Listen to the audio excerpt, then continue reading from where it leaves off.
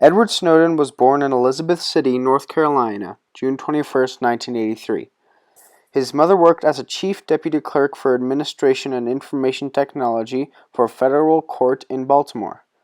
Eventually, Snowden would follow his mother's footsteps into the technological aspect of government. After dropping out of high school, Snowden eventually landed a job at University of Maryland's Center for Advanced Study of Language as a security guard. Since the college had very close ties to the NSA, he would eventually end up being a systems engineer, systems administrator, senior advisor for the CIA, and solutions consultant and telecommunication systems officer at the NSA. Eventually, after being suspected of trying to break into classified information, he ended up working at Booz Allen Hamilton as a subcontractor for the NSA stationed in Hawaii. After working in these positions, Snowden began to notice the disturbing amounts of information that the NSA was collecting, and he began to copy top-secret NSA files that he found most disturbing and unjust. Eventually, after he collected what he saw fit, he got out of work claiming he had epilepsy, moved to Hong Kong, and leaked his files he had obtained to The Guardian and other publishers, who released the information to the world. The big government's secret had been let out. Snowden's actions were viewed as highly illegal in the U.S., and he began to live in exile, which he still is in today.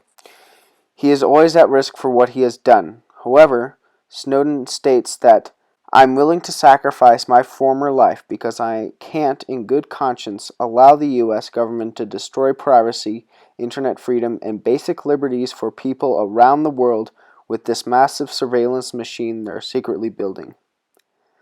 Snowden's leaks led to an uprising in American society, grabbing the attention of organizations such as the American Civil Liberties Union, Human Rights Watch, and Amnesty International, and people began to understand the gravity of the situation.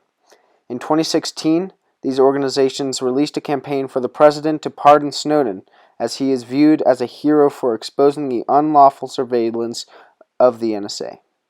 However, a letter was sent to the president from the House intelligence community, stating that Snowden was an insubordinate employee and provided as a detriment to the U.S. government. Snowden was never pardoned and remains in exile. Edward Snowden is a hero for exposing big government. He did not sit by and let what he saw continue to grow into something much worse. His sacrifice had led to our stay in what is done to us as citizens of the United States. We should not live under the control and surveillance of our government.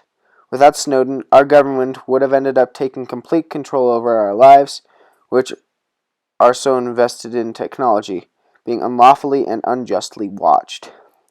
You, the everyday citizen, can help the cause to protect our rights. If you see anything that is unjust or unfair, all you have to do is talk about it. Through the more stories, the more evidence, and the more people that show how Americans are affected by this abusive act, the stronger we, as a society, will grow to topple the NSA and their unjust surveillance.